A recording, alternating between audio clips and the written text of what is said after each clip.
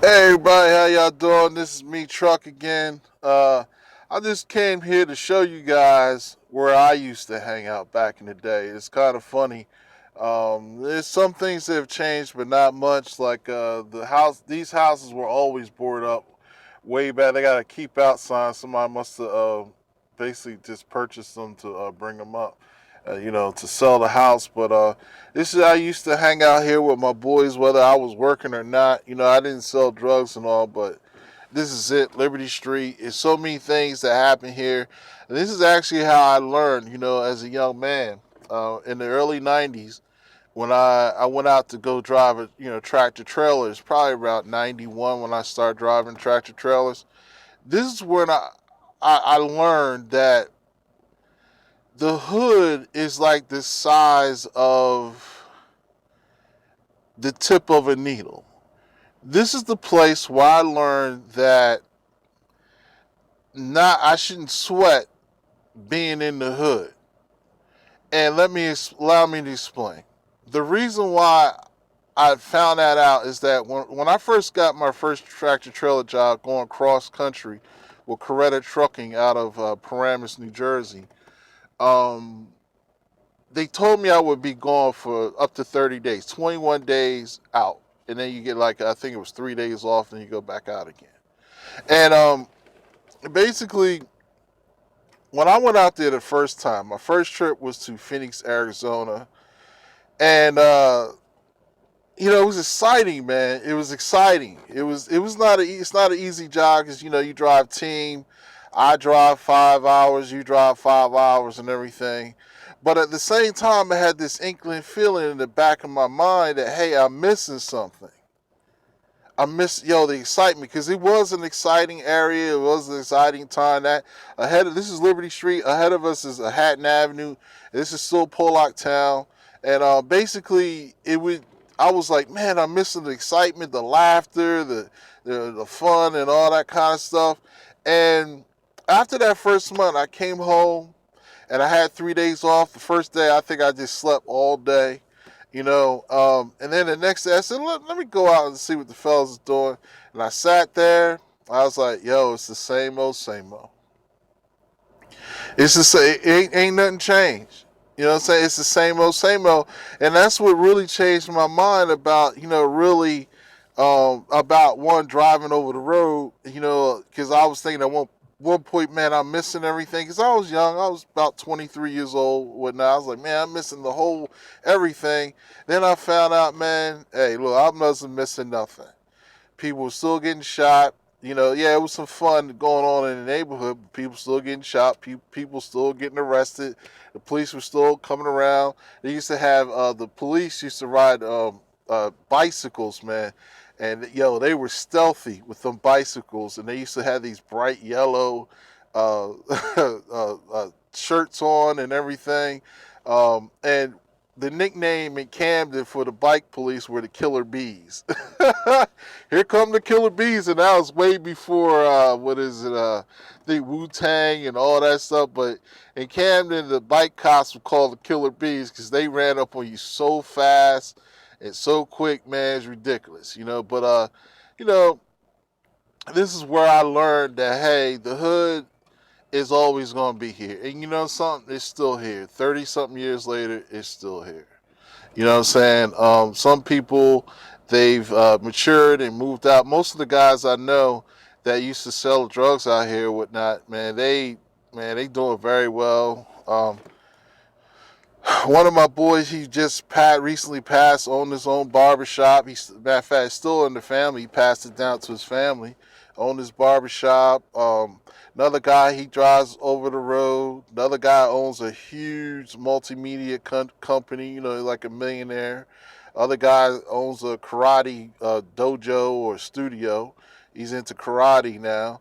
Um, other guys, they work for longshoremen, they work at the docks, and they make real good money.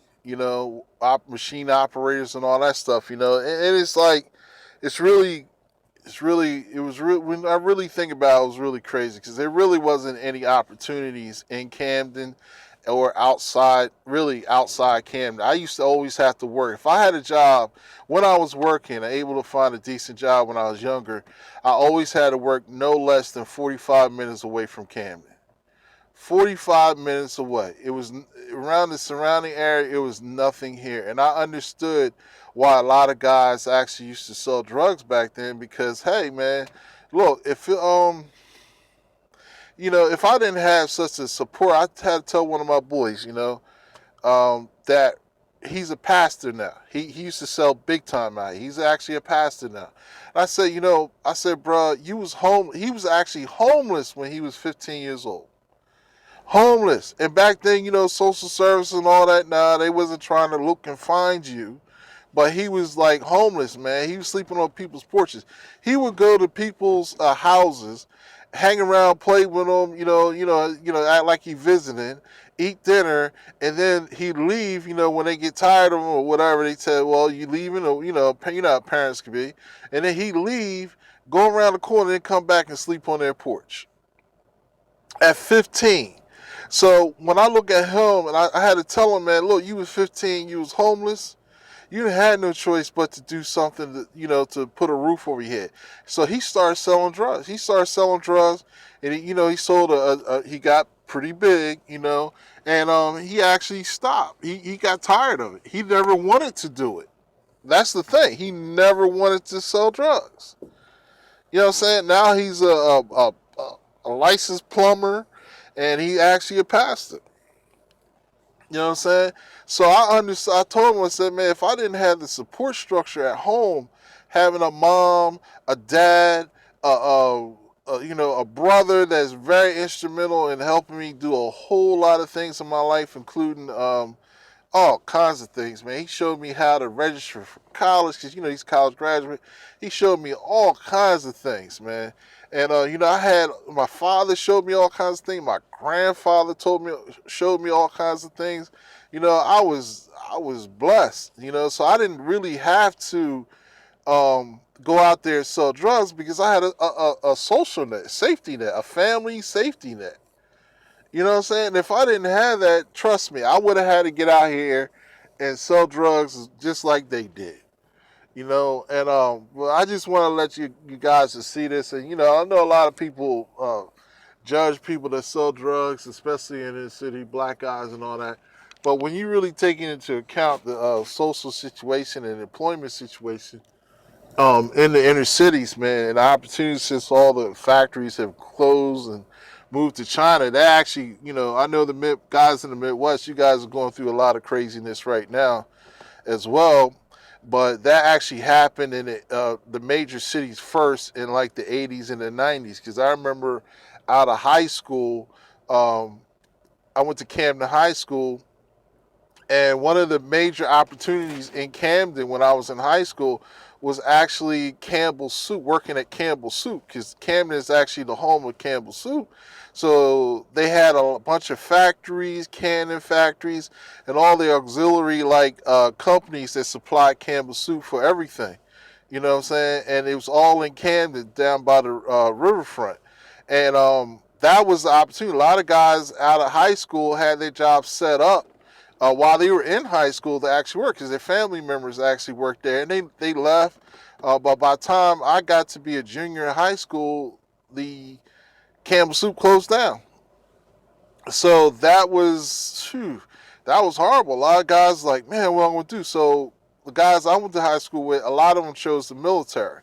Like I have friends, man, I'm 51. I have friends that retired from the military 4 years ago, man. They did 20 years, 25 years. They retired in their 40s. That's how long they were in the military, you know what I'm saying? And matter of fact, here coming that cop that I told y'all about earlier, and he is not alone. There's a whole bunch of them in there. But you see all the tinted windows? But I'm sorry, y'all ain't see that. Yeah, so, yeah, but yeah, so a lot of opportunities had dried up. RCA is another company that closed that was in Camden. Lots of opportunities for us, but that closed, and then a lot of people actually from my graduating class actually did go to college and graduated.